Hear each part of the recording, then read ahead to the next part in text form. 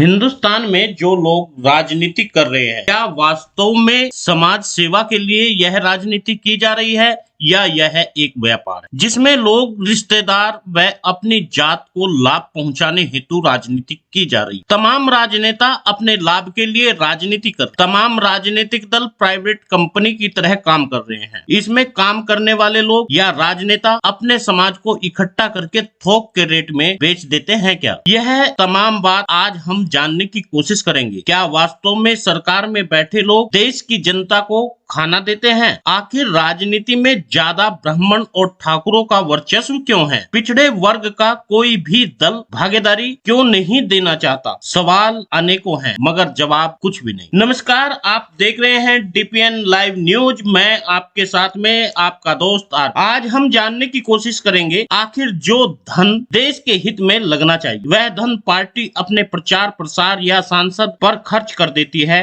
सांसद बनाने और खरीदने के लिए खर्च कर देती है। आपको बता दें, एक विधायक की महीने की सैलरी 2.5 लाख रुपए तक होती है। भत्ते अलग से होते हैं, यानी एक साल में लगभग बिना किसी खर्चे के 25 लाख रुपया वह कमा सकता है। 5 साल में 1 करोड़ 25 लाख रुपए बनाता है। एक बार विधायक बन गए तो जीवन भर की आपको पेंशन भी मिलेगी। केवल अरविंद केजरीवाल ने अपने विधायकों की पेंशन बंद की है, जबकि इन ईमानदार भारतीय जनता पार्टी प्रति वर्ष अपने विधायकों का वेतन बढ़ा लेती है। भले ही डॉलर तेजी से रुपए के सामने मजबूत हो रहा हो, देश में बेरोजगारी बढ़ रही हो, तमाम विधायकों के वेतन पर कोई फर्क नहीं पड़ता। यहाँ तक कि उसके बाद ठेके व तमाम विधायक निधि प्रति वर्ष 1 करोड़ की मिलती, उसे डकार जाते हैं तमाम विधायक। यही कारण है राष्ट्रवाद व धर्मवाद का चोला पहनकर अति पिछड़े समाज के मतों पर डाका डाला जाता है। राम के नाम की माला, एक हाथ में भाला देकर आपकी वोट लूटी जाती है, समाज को गुमराह किया जाता है। बड़ी बात यह है, आजादी से लेकर आज तक विभिन्न राजनीतिक दल विचारधारा से नहीं बल्कि धन बल का प्रयोग करके देश पर राज करते आ रहे हैं। मकसद सभी का एक, देश को लूट। सबसे ज्यादा विधायक या सांसद या तो ब्राह्मण है या ठाकुर, उसके बाद दलित और 57% जनसंख्या वाला अति पिछड़ा समाज जैसे प्रजापति, कुम्हार, विश्वकर्मा, कश्यप, निषाद, बिंद, मछुआ, इस तरह की तमाम जातियों को आप यूं भी कह सकते हैं कि इनका प्रतिनिधित्व लोकसभा में तो बिल्कुल ही नहीं है, क्योंकि इन जातियों का भरोसा कभी न तो कांग्रेस कर पाई और न ही अब भारतीय जनता पार्टी ने किया। उत्तर प्रदेश में आवाज तो अपनी उठाती हुई आपने देखी होगी 17 जातियों को जो एससी का कोटा मांग रही है। हाई कोर्ट ने यह मान चुका है कुम्हार शिल्पकार, तो भी सरकार प्रमाण पत्र देने से क्यों बच रही? मतलब साफ, यदि कुम्हार, कश्यप 17 जातियां एससी कोटे में आ गई तो ज्यादा विधायक सांसद इन समाज के तैयार हो जाए। यदि ऐसा हुआ तो आईएएस अफसर भी बनने लगेंगे। उसके बाद यह बिखरा हुआ समाज ब्राह्मण, बनिया, ठाकुर पर भारी पड़ सकता है, जो इन्हें यह हक देना नहीं। जब तक देश का विकास नहीं होगा, जब तक देश में भुखमरी रहेगी, तब तक ठाकुर, ब्राह्मण आदि जातियों को लाभ मिलता रहे। प्रधानमंत्री नरेंद्र मोदी ओबीसी की जनगणना करने से क्यों कतराते हैं? सवर्णों को 24 घंटे में 10% आरक्षण दिया जाता है। 70 साल में भी जो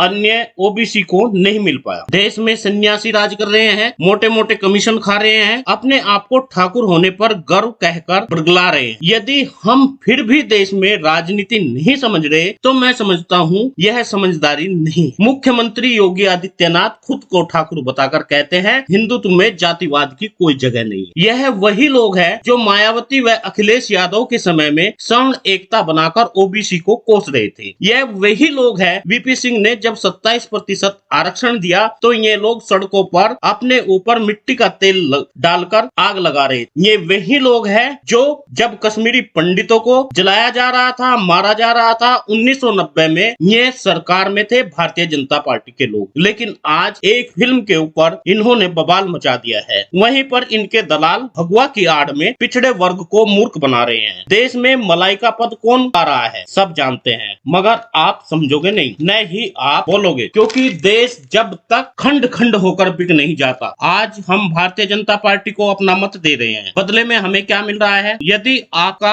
अहित मुस्लिम करता है, हिंदू हिंदू संगठन सामने आकर खड़े हो जाते हैं। मगर जब आपका ही समाज आपके ऊपर, आपके ही लोग, हिंदुत्ववादी लोग आप पर अत्याचार करते हैं, तब क्यों नहीं खड़े होते? तब क्यों नहीं सुलहनामा करवाते? वाल्मीकि समाज की बेटी को ठाकुर रेप करके मार देते हैं, लेकिन एक भी हिंदू संगठन सामने नहीं आता, आवाज नहीं। पांच प्रजापति समाज के लोगों को मैनपुरी में जिंदा जलाया जाता है। उस समय हिंदू संगठन कहाँ चले जाते हैं? रुपेश प्रजापति की जेल में हत्या हो जाती है। हिंदू संगठन क्यों नहीं बोल पाते? समझने वाले समझ गए, जो ना समझे उन्हें समझाया नहीं जा सकता। दोस्तों, यदि आप चाहते हैं समाज के चैनल की टीआरपी बढ़ जाए, तो आपसे विनम्र निवेदन है, आप वीडियो को ज्यादा से ज्यादा शेयर, एक लाइक जरूर करें। लाल रंग से लिखा है सब्सक्राइब, उस पर अपनी उंगली लगाकर काला कर दे। बराबर में घंटी का निशान है, उसे भी दबा दे।